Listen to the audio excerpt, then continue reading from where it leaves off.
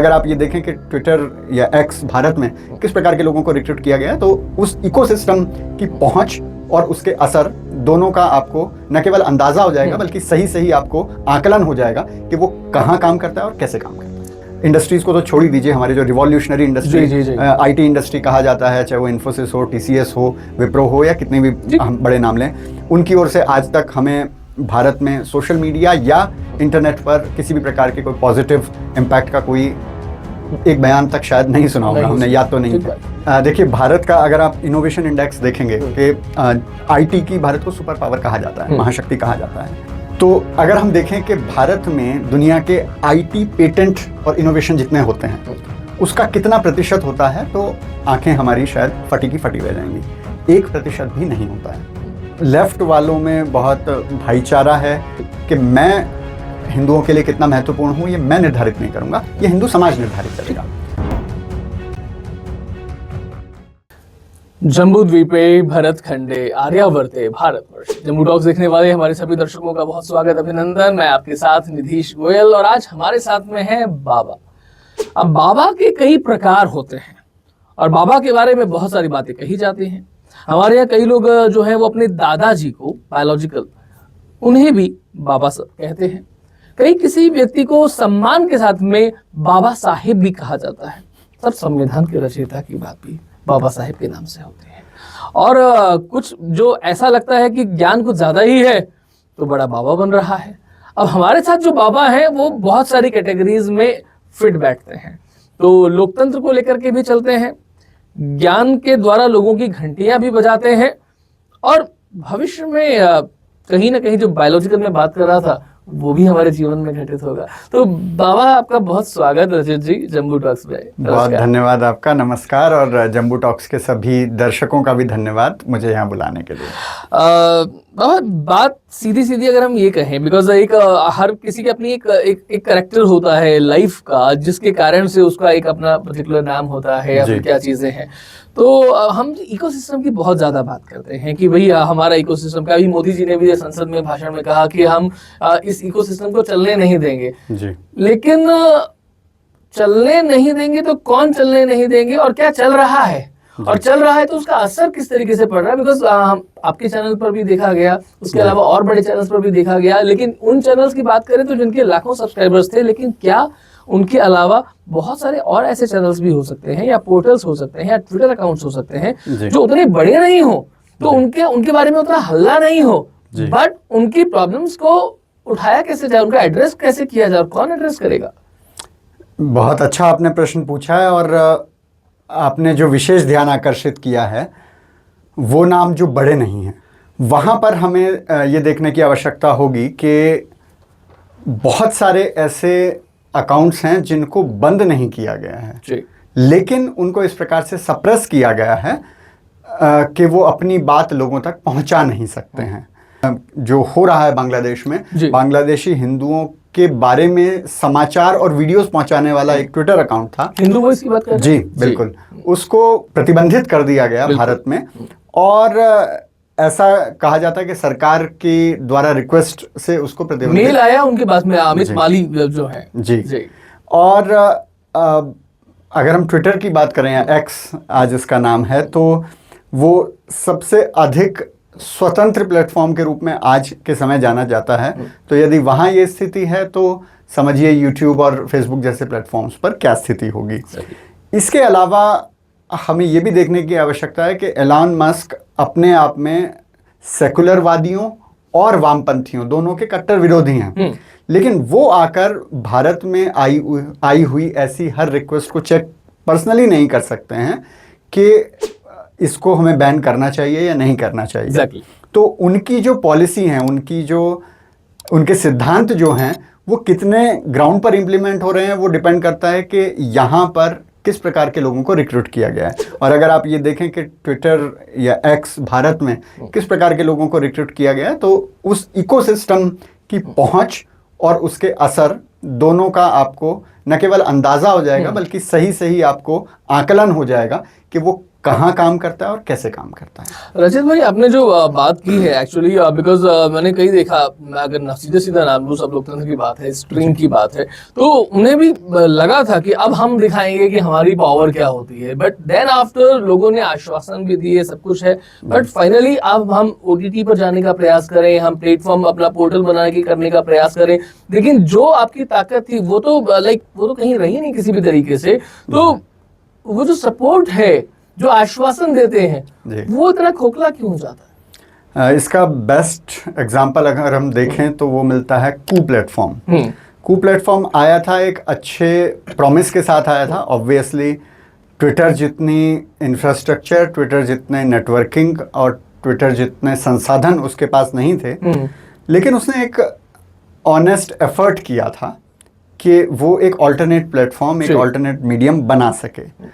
लेकिन इसके लिए हमें थोड़ा सा पीछे जाकर और सात समंदर पार जाकर हमें देखना पड़ेगा कि कोई प्लेटफॉर्म अगर बनते हैं तो वो कैसे बनते हैं। एक बिल्कुल free environment, free and fair environment में सभी को बराबरी का अधिकार मिलना चाहिए, लेकिन क्या वो फ्री एंड फेयर एनवायरनमेंट होता है? क्या बिग टेक, जो आज के टाइम पर टर्म यूज़ की जाती है, क्या वो कंट्रोल करता है? जैसे हम बात करते हैं जॉर्ज सोरोस और 10-12 फेवरेट नाम हैं हमारे, CIA और KGB और ये सब। तो ये जिस तरीके से एडमिनिस्ट्रेशन को कंट्रोल करते हैं पूरी दुनिया के, क्या बिग टेक दुनिया भर की टेक्नोलॉजी को कंट्रोल करता है? और यदि करता है तो जो कंपनीज बड़ी बनी उनको क्या किसी प्रकार का अनफेयर एडवांटेज दिया गया? और उस अनफेयर एडवांटेज को काउंटर करने के लिए कू जैसे किसी भी प्लेटफॉर्म को, चाहे वो भारत का स्वदेशी हो या किसी और देश का हो, क्या उस प्रकार की सहायता की आवश्यकता पड़ती है? और अगर पड़ती है तो क्या भारत में वो मिलती है? इंडस्ट्रीज़ को तो छोड़ ही दीजिए, हमारे जो रिवॉल्यूशनरी इंडस्ट्री, IT इंडस्ट्री कहा जाता है, चाहे वो इन्फोसिस हो, TCS हो, विप्रो हो या कितने भी हम बड़े नाम लें, उनकी ओर से आज तक हमें भारत में सोशल मीडिया या इंटरनेट पर किसी भी प्रकार के कोई पॉजिटिव इम्पैक्ट का कोई एक बयान तक शायद नहीं सुना होगा, हमने याद तो नहीं है। लेकिन क्या भारत सरकार की इसमें कोई भूमिका हो सकती थी? कू के एग्जाम्पल को देखकर हम ये कह सकते हैं कि ठीक है, उन्होंने उनकी जो भी खामियां रही, लेकिन क्या होता अगर प्रधानमंत्री खुद कू पर आते और वो कहते कि मेरा जो भी नोटिफिकेशन निकलेगा, जैसे ट्रेडिशनल मीडिया में PIB को सबसे पहले उनका नोटिफिकेशन जाता है, तो क्या उसी प्रकार से वो कहें कि मैं कोई भी अधिघोषणा करूंगा, वो बाकी सभी प्लेटफॉर्म से 5 मिनट पहले कू पर जाएंगी? तो क्या सभी जर्नलिस्ट, सभी मीडिया हाउसेज, सभी ऑपोजिशन वाले वहां पर नहीं आते? तो ये बिल्कुल एक प्रश्न है कि इकोसिस्टम से लड़ना है तो हमें सरकार की ताकत का सही प्रयोग करना पड़ेगा, जो आज शायद नहीं हो रहा है। रोक कौन रहा है? बिकॉज अभी मैं अगर सिंपली बात करूं तो एक तुर्की के जो शूटर जो है, और जब ओलंपिक में सिल्वर मेडल जीता, तो ये एक्सपर्ट चला कि क्या एक हिटमैन को खिलाया गया। तो मैं अभी ओलंपिक्स की बात नहीं कर रहा, लेकिन मैं हिटमैन्स की बात करना चाहता हूँ कि कौन रोक रहा है। आपने इंडस्ट्रीज की बात की कि ना मोदी जी क्यों नहीं आए, मोदी जी मन की बात पे आते हैं, रेडियो को एक तरीके से रिवाइव करने में उनका बड़ा योगदान है। तो यहाँ नहीं आने से कौन रोक रहा है? तो आर देयर सम हिटमैन्स या कोई दूसरी सत्ता है, डीप स्टेट? देखिए, मैं इस पर कुछ बोलूँगा तो विवाद हो जाएगा। मैं कोट करता हूँ ANI की स्मिता प्रकाश को। उनका ये कहना था, और इसी विषय पर बात कर रही थी वो, सेंसरशिप और इकोसिस्टम के विषय पर। तो उन्होंने ये कहा था कि जो YouTube के CEO हैं, भारत के CEO या जो भी हेड हैं, वो उनका प्रधानमंत्री कार्यालय में बहुत आना जाना है, हफ्ते में 2 बार चक्कर लगता है। हाँ, कुछ ऐसा उन्होंने बोला था। तो यदि लगता है तो एक इशारे पर वो किसी का बैन हटाना या किसी का बैन कराना वो नहीं कर सकते, ऐसा तो नहीं है। पर उस प्रकार का प्रयास क्या कभी किया गया है, ये सोचने का विषय है। और ये तो प्रॉपरली अथॉरिटीज ही बता पाएंगी कि यदि हम ऐसा नहीं कर रहे हैं तो क्यों नहीं कर रहे हैं। जिस तरह से बात आती है, आपने आईटी इंडस्ट्रीज की बात की कि आप खुद भी उसमें रहे हैं कि हम वो प्लेटफॉर्म क्यों नहीं बना पाते हैं या इतना सब कुछ करते हैं, तो प्लेटफॉर्म नहीं बनाने की भी तो कोई वजह होगी ना, बिकॉज ऐसा तो नहीं है कि बनाना नहीं आता होगा, खूब बनाया तो दूसरा भी बनाना आता होगा, बट आपके पास में क्या इच्छा शक्ति नहीं है या कोई किसी का एक जियो पॉलिटिकल प्रेशर है कि आप ये नहीं करेंगे, आप ये करेंगे तो हम आपके साथ में ये कर देंगे। सो मैं आपको स्ट्रेट फॉरवर्ड नहीं बोल रहा कि आप उसके बारे में बताइए, लेकिन कुछ ऐसा हिंट होना चाहिए जो दर्शकों को समझ में आ जाए। देखिए, भारत का अगर आप इनोवेशन इंडेक्स देखेंगे कि आईटी की भारत को सुपर पावर कहा जाता है, महाशक्ति कहा जाता है, तो अगर हम देखें कि भारत में दुनिया के आईटी पेटेंट और इनोवेशन जितने होते हैं उसका कितना प्रतिशत होता है, तो आंखें हमारी शायद फटी की फटी रह जाएंगी। 1% भी नहीं होता है। बेंगलुरु में बहुत सारे बड़ी कंपनीज, चाहे वो भारतीय कंपनीज हों या मल्टीनेशनल कंपनीज हों, बड़े ब्रांड हों, एक्सेंचर जैसे, क्योंकि मैंने एक्सेंचर में काम किया है तो मैं बोल सकता हूँ, वहाँ पर बड़े बड़े इनोवेशन लैब्स बने हुए हैं। हज़ारों की संख्या में वहाँ पर इनोवेशन के लिए कर्मचारियों को रखा गया है, लेकिन वहाँ से कितने पेटेंट आते हैं वो अगर हम देखेंगे तो आँख खुली की खुली रह जाएंगी।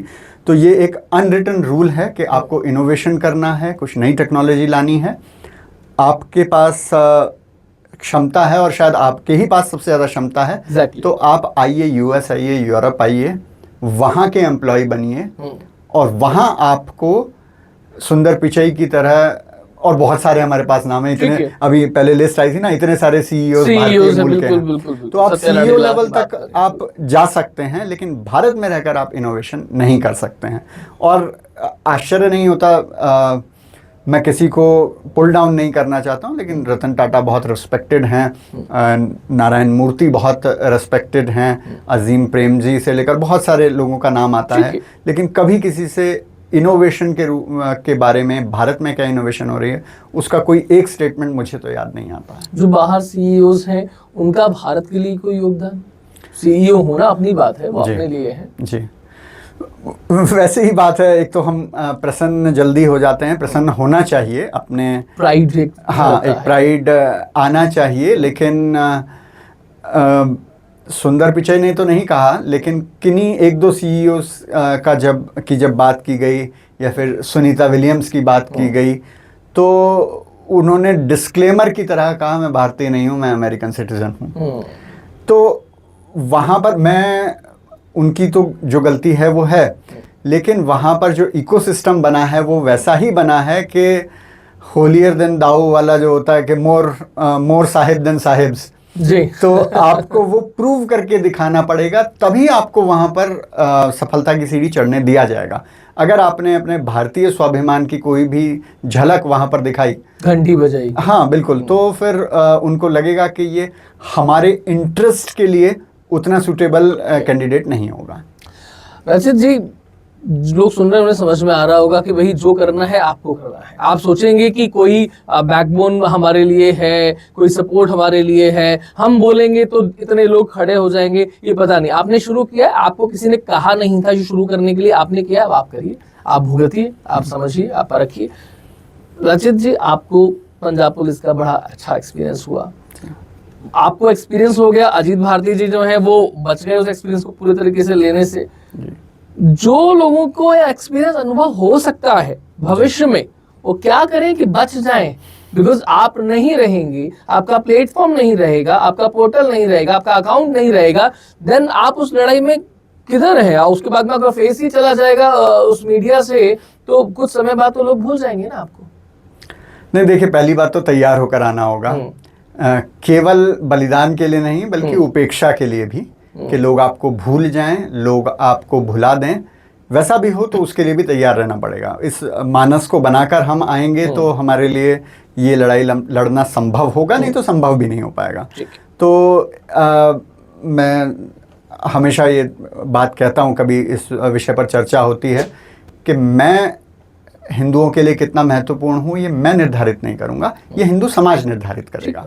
तो वो समाज को निर्धारित करना है कि उन्हें किस प्रकार के व्यक्तियों की आवश्यकता है और उनको वो कितना समर्थन और कितना संबल दे सकते हैं, वो समाज को निर्धारित करना, जैसा समाज निर्धारित करेगा वैसी दिशा में आगे जाएंगे।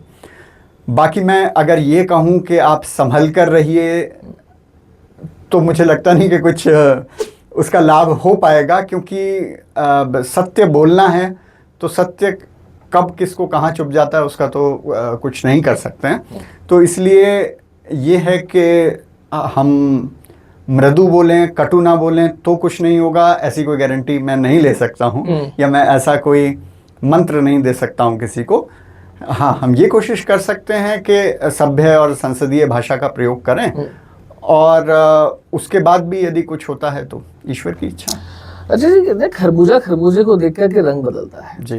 एक सोशल मीडिया है, एक मेन स्ट्रीम मीडिया भी है, लेकिन कई बार ऐसा लगता है कि सोशल मीडिया में भी अंदर एक मेन स्ट्रीम मीडिया बन गया है। हम सामने वालों के उनको बोलते जरूर हैं कि उनका इकोसिस्टम डेवलपर ऐसा है कि एक ट्वीट हुआ तो उसके बाद में एकदम से उनके फॉलोअर्स सारे के सारे ट्वीट कर देते हैं। और बट क्या आपको नहीं लगता कि अगर आपने किसी ग्रुप में एक पोस्ट डाला कि please repost to boost the podcast और व्हाटएवर इट इज लाइक, तो कितने लोग हमारे ही सिस्टम में जो हमारे ही संगी साथी हैं वो उसे आगे बढ़ाने के लिए योगदान देते हैं?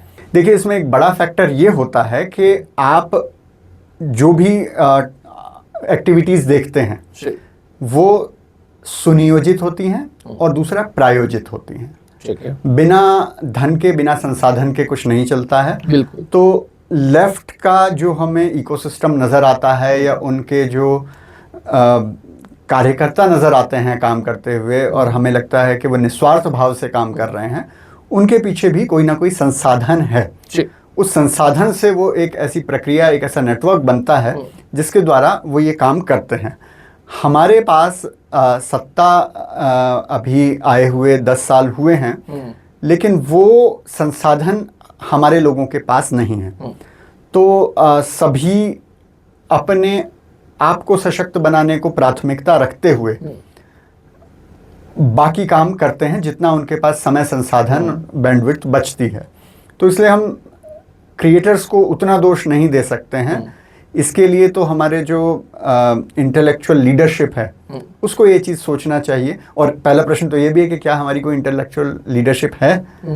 तो बौद्धिक सेना, तो उसके लिए उस लीडरशिप को विचार करना पड़ेगा कि हम किस प्रकार से एक फॉर्मिडेबल फोर्स बना सकते हैं, एक ऑर्गेनाइज्ड फोर्स बना सकते हैं जो किसी भी चीज़ को एम्पलीफाई कर सके। अच्छा, अभी आपने एक बात कही, कई लोग आपका प्रश्न उठाएंगे। अब देखिए, आपने कहा कि हम पिछले 10 साल से सत्ता में हैं, तो हम हैं, मतलब आप अपने आप को सत्ता का एक पार्ट मान रहे हैं? नहीं, हम अपने आइडियोलॉजी का पार्ट मानते हैं अपने आप को। अब हमें सत्ता कितना अपना मानती है वो तो सत्ता बता सकती है, लेकिन हाँ, हम सत्ता को आइडियोलॉजिकल रूप से अपना मानते हैं, और हम निष्पक्ष होने का दावा नहीं करते हैं। हम ये कहते हैं कि हम आइडियोलॉजिकल रूप से इस सरकार, इस सत्ता का समर्थन करते हैं, और जहाँ आइडियोलॉजिकल रूप से जहाँ आलोचना या विरोध की आवश्यकता होती है वहाँ आलोचना भी करते हैं। विरोध अपने मानदंडों के हिसाब से तो हम नहीं करते हैं, अगर किसी को लगता हो तो ये हो सकता है, लेकिन आलोचना हम अवश्य करते हैं। तो इसलिए हाँ, हम उनको अपना तो मानते हैं। अब वो कितना मानते हैं वो बताएंगे आप। रजत जी, स्पोर्ट्स फेडरेशन से भी जुड़े हुए हैं, और ओलंपिक्स की बात हुई। अब कई हम वर्षों से हमेशा से सुनते आ रहे हैं कि छोटे छोटे देश जिनका भारत में एक शहर के बराबर जिनकी जनसंख्या नहीं है, क्षेत्रफल नहीं, वो मेडल्स लेकर के चले जाते हैं। ऐसे में हम जो है इस बार खास तौर पे देखा, हमने तीरंदाजी में भी देखा, हमने कई और इवेंट्स में भी देखा, किनारे तक पहुंच करके, और हम उससे छिटक गए। लक्ष्य सेन की हम बात कर सकते हैं, बहुत बढ़िया खेल रहे थे, लेकिन अब अल्टीमेटली आपके पास में मेडल नहीं आया तो वो नहीं आया। तो कहीं पर तो हम लैग कर रहे होंगे ना, जब हम विश्व की तीसरी सबसे बड़ी अर्थव्यवस्था बनने की तरफ जा रहे हैं, तो कहीं तो लैग होगा बड़ा। जी, मुंबई में कॉर्पोरेट फुटबॉल हुआ करता था और मैं खेला करता था, और तब मैं टाटा में नहीं था, तो टाटा स्टील्स की टीम थी, उनसे हमारा मैच था। और उनके जो कैप्टन थे वो लगभग 40 वर्ष के थे उस समय। अब हम सब जानते हैं कि फुटबॉल में 40 वर्ष एक बहुत बड़ी आयु होती है, शायद ही कोई प्लेयर्स प्रोफेशनल लेवल पर वहाँ खेल पाते हैं। और हम 22-23 साल के लड़के थे और वो हमें नचा रहे थे लिटरली। हाँ, वो जब उनको मन कर रहा था वो गोल कर दे रहे थे। तो जब मैच ख़त्म हुआ तो मैं उनके पास गया और मैंने बोला कि सर, मैं जोनल लेवल तक फुटबॉल खेला है और देखते तो हैं ही मैच, और हम देखते हैं कि नेशनल लेवल पर जो हमारी फुटबॉल टीम होती है, आप उनसे अच्छा खेल रहे थे, आप नेशनल टीम में कभी क्यों नहीं आए? तो उन्होंने स्माइल किया और उन्होंने एक शब्द बोला, पॉलिटिक्स। उसके अलावा उन्होंने कुछ एक्सप्लेन नहीं किया। जी। तो एक बड़ी चीज़, मैं एक स्पोर्ट्स फेडरेशन में होने के नाते जिम्मेदारी के साथ ये चीज़ कह सकता हूँ कि हमारे बहुत सारे टैलेंट हैं जो आगे नहीं आ पाते हैं, तो उन कारणों पर हमें चर्चा करनी पड़ेगी। दूसरा एक मानसिक मुझे लगता है, और एटीट्यूड के पॉइंट ऑफ व्यू से मुझे एक लगता है कि हमें अभी एक शिफ्ट की आवश्यकता है। क्रिकेट की अगर हम बात करें, क्योंकि सभी लोग उससे बहुत परिचित हैं, तो 1983 को छोड़ दें, क्योंकि तब का हमें अनुभव नहीं है, खुद से नहीं देखा था हमने वो, लेकिन उसके बाद से जितना क्रिकेट हमने देखा 1999 तक, और 1999 के बाद जो हमने क्रिकेट देखा, उसमें जो अंतर आया, टैलेंट अपनी जगह है, हार्डवर्क अपनी जगह है, लेकिन आप जब विरोधी की आंखों में आंखें डालकर देख सकें, वो एक बहुत बड़ा डिसाइडिंग फैक्टर होता है कि आप कैसा परफॉर्म करेंगे। ठीक है। 1999 से पहले मोहम्मद अजहरुद्दीन कप्तान हुआ करते थे, उनके विषय में तो जितनी तारीफ की जाए कम है, लेकिन वो स्लिप पर कंधे झुकाए खड़े रहा करते थे। उसके बाद सौरव गांगुली आए और उन्होंने भारतीय क्रिकेट को बदल दिया। वो बदलाव अनफॉर्चुनेटली उनके खेल के जीवन काल में नहीं दिखाई दिया, लेकिन उसके बाद चाहे वो MS धोनी आए या बाकी अब की टीम है, रोहित शर्मा के उनका जो अग्रेशन था, वो उसका रिजल्ट हमें तब देखने को मिला। ऑस्ट्रेलिया की आंखों में आंखें डालकर ऑस्ट्रेलिया में उत्तर देना, बिल्कुल स्टीव वॉ की वो जो विश्व विजयी टीम थी, तो उनकी आंखों में आंखें डालकर उत्तर देना, वो जो डिफरेंस वो टीम में लेकर आया। उसके बाद मतलब मैं खिलाड़ियों के नाम लेना शुरू करूं तो सहवाग, जहीर खान, हरभजन सिंह, युवराज सिंह, जो उनको उनकी भाषा में उत्तर देना जानते थे। अब वापस आए आज के समय में और देखें ज़रा कि क्वालिफिकेशन के बाद नीरज चोपड़ा ने जो इंटरव्यू दिया, उसमें उस व्यक्ति का कॉन्फिडेंस एक अलग चीज़ होती है, लेकिन जो एटीट्यूड है, जो विनर्स एटीट्यूड है कि हाँ बिल्कुल हम तो लेकर ही आएंगे, वो आत्मविश्वास जो है वो मुझे लगता है खिलाड़ी को डिफाइन करता है। और ओलंपिक जहाँ पर जो दुनिया का सबसे बड़ा स्पोर्टिंग इवेंट है, तो वहाँ पर कंपटीशन बहुत ज़्यादा होता है। आप 19 और 20 के अंतर में आप जीत और हार का अंतर आ जाता है, और इसीलिए वहाँ पर ये जो कॉन्फिडेंस, ये जो सेल्फ बिलीफ और ये एग्रेशन, वो जहाँ थोड़ा सा कम पड़ता है वो हमें दिखाई देता है। हमें लगता है कि शायद सुविधाओं का अंतर हो या फिर और किसी प्रकार की चीज़ें हों, लेकिन आज के समय पर मैं स्पोर्ट्स फेडरेशन से जुड़ा होने के नाते बता सकता हूँ कि जितनी सुविधाएं भारत को, और ये इन्होंने भी कहा, प्रकाश पादुकोण ने भी कहा अपने इंटरव्यू में कि यूरोप और अमेरिका के एथलीट्स को इतनी सुविधाएं नहीं मिलती जितनी भारत को मिलती हैं, भारत के एथलीट्स को मिलती हैं। किस लेवल पर जाकर के या शुरुआत से? नहीं, अभी आप विवाद करा के मानेंगे तो एक तो आधारभूत प्रॉब्लम हमारी ये है कि हम जो फंडिंग करते हैं वो नेशनल लेवल पर आने के बाद करते हैं जी। हमारी नर्सरीज में उतनी फंडिंग नहीं होती है।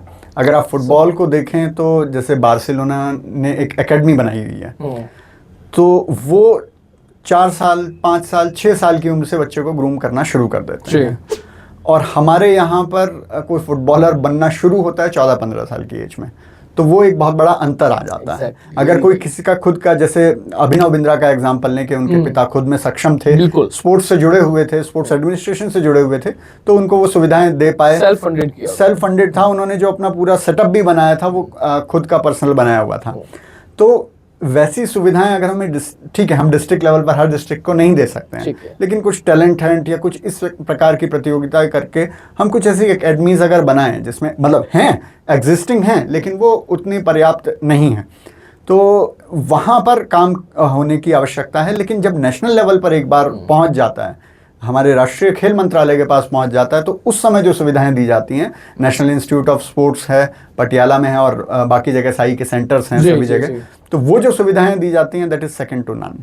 वो बहुत ही अंतर्राष्ट्रीय स्तर की सुविधाएं दी जाती हैं, चाहे वो डाइट हो, चाहे वो ट्रेनिंग हो, चाहे वो स्पेशलाइजेशन हो, वो सभी उसमें आज कमी नहीं है। हो सकता है क्योंकि अभी पिछले 10 साल में चीज़ें बहुत बदली हैं, तो आने वाले 10 साल में उसके परिणाम देखने को मिले। शायद मोदी जी को उस तरह से क्रेडिट ना मिले जैसे सौरव गांगुली को नहीं मिलता है। दादा कमाते पोते खाते। हाँ, तो यहाँ तो एक्चुअल में दादा ने कमाया और धोनी ने कप उठाया। एग्जैक्टली। वैसे ओलंपिक्स के बारे में बहुत सारी बातें अगर हम पूरा अलग से वीडियोस कर सकते हैं उसके बारे में। विनेश फोगाट का जिस तरीके से डिस्क्वालिफिकेशन हुआ, कई बार तो ऐसा लगा कि है ना बजरंग पुनिया ने और उन लोगों ने जितनी बात कही कि भाई अब तो है ना मोदी का परिवार अगर आपको बधाई दे तो कह देना कि है ना लाइंस जो है अभी बिजी हैं। जी, देखिए 2 चीज़ें हैं। पहला तो बहुत दुखद है कि विनेश का, क्योंकि विनेश ने बहुत अच्छा परफॉर्म किया और वर्ल्ड चैंपियन को हराया, पिछली बार के गोल्ड मेडलिस्ट को हराया, जो एक भी इंटरनेशनल मैच नहीं हारी थी, तो वो एक बहुत बड़ा किया, तो उनके लिए बहुत दुख होता है। और स्पोर्ट्स का एक रूल है, नेवर सेलिब्रेट टू अर्ली। ठीक है, वो सेलिब्रेशन कैसा था मैं उस विषय पर नहीं जाना चाहता हूँ। वो एक दुखद अध्याय है हमारे स्पोर्ट्स एडमिनिस्ट्रेशन और हमारे स्पोर्ट्स फैकल्टी का, जिस पर स्पोर्ट्स पर्सन्स को खुद विचार करना चाहिए। और लेकिन उसके अलावा भी नेवर सेलिब्रेट टू अर्ली, तो इसलिए हम हमारे बोलते हैं ना, नज़र ना लग जाए। तो हम तो अभी भी किसी चमत्कार की आशा कर रहे हैं कि किसी प्रकार से वो डिस्क्वालिफिकेशन रिवर्ट हो। और अभी आपने सुना होगा कि पेरिस ओलंपिक में कुछ सुविधाएं नहीं मिल रही थी जी। तो एसी नहीं थे रूम्स में, तो भारत सरकार ने अपने खर्चे पर वो एसी लगाए हैं सभी रूम्स में, जो बाकी बहुत सारे इंटरनेशनल बड़े बड़े देशों को सुविधाएं नहीं मिली। बॉक्सिंग के बारे में 2 महिलाओं वाला जो पूरा एक ग्रुप था, वहां पर फाइनल्स में भीड़ कौन रहे? देखिए, ये स्पोर्ट्स के लिए तो दुर्भाग्यपूर्ण है ही, लेकिन हमें समाज के रूप में भी, एक वैश्विक समाज के रूप में भी सोचना पड़ेगा कि हम किस दिशा में जा रहे हैं। किसी एक पर्टिकुलर थॉट प्रोसेस या एजेंडा को ग्लोरीफाई करने के लिए या फुलफिल करने के लिए हम बहुत बेसिक्स, वो जो हारी थी एथलीट, उसने ऐसे एक्स का साइन बनाया था कि मैं XX क्रोमोसोम हूँ।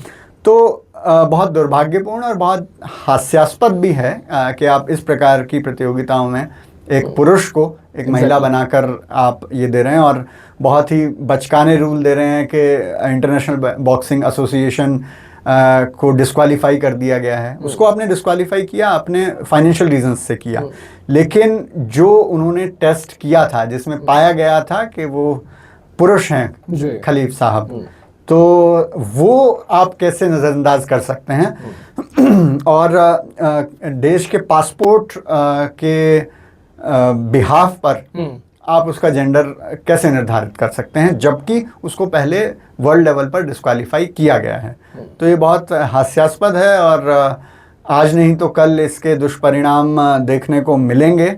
और डर ये है कि आगे आने वाले समय में ऐसे बहुत सारे केसेस आएंगे, और सबसे ज़्यादा नुकसान इसका महिला खिलाड़ियों को। और समानता के अधिकार की बात करें तो फिर ये भी तो होने लगेगा ना कि जो बायोलॉजिकली फीमेल्स थे अब वो मेल्स के मुकाबले में जाएं और वहां पर खेलें, फिर क्या होगा?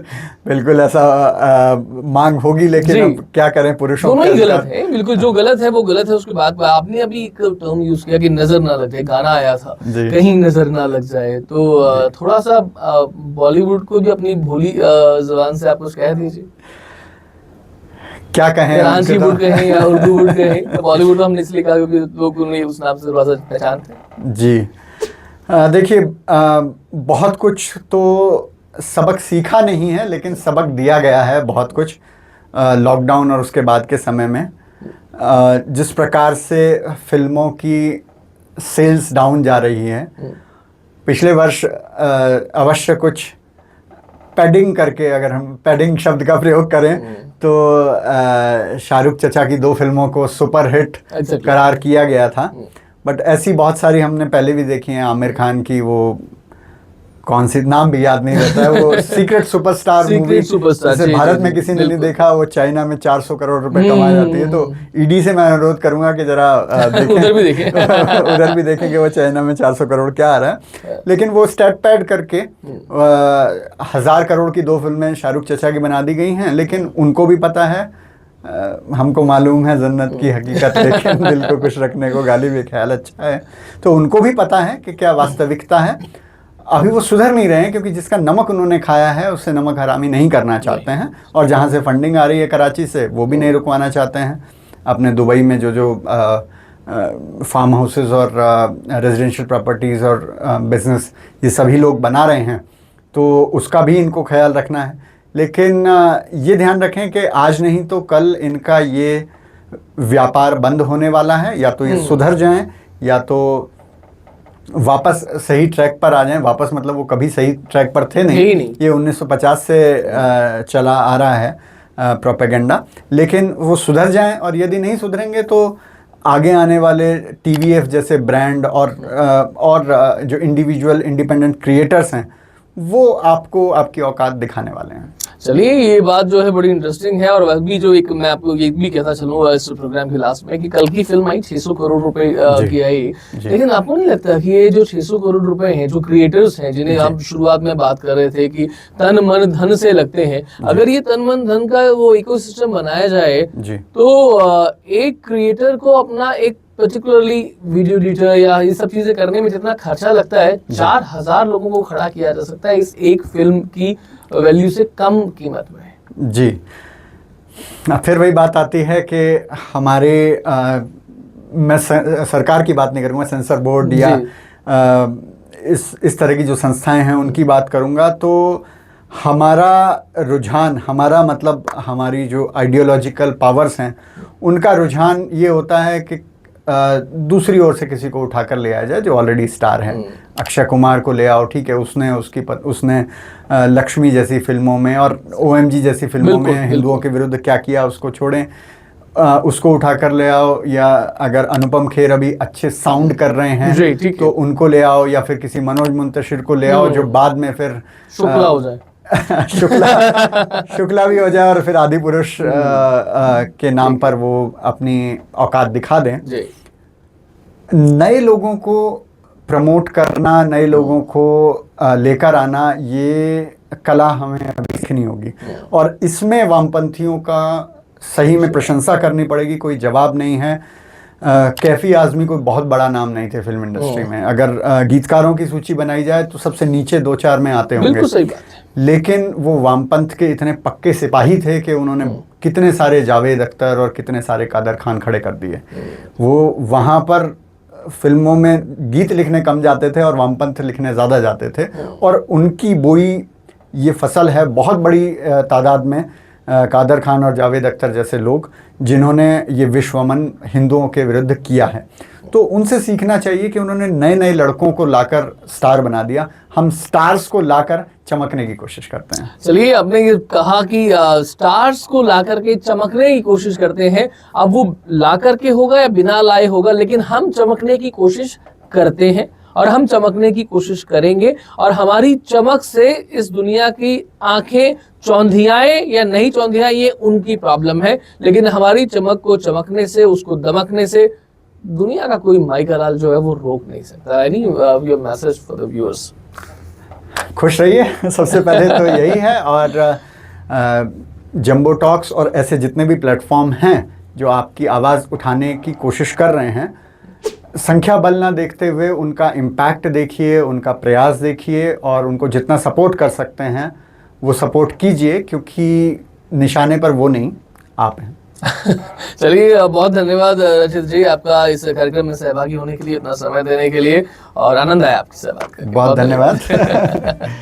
जय श्री राम। जय श्री राम।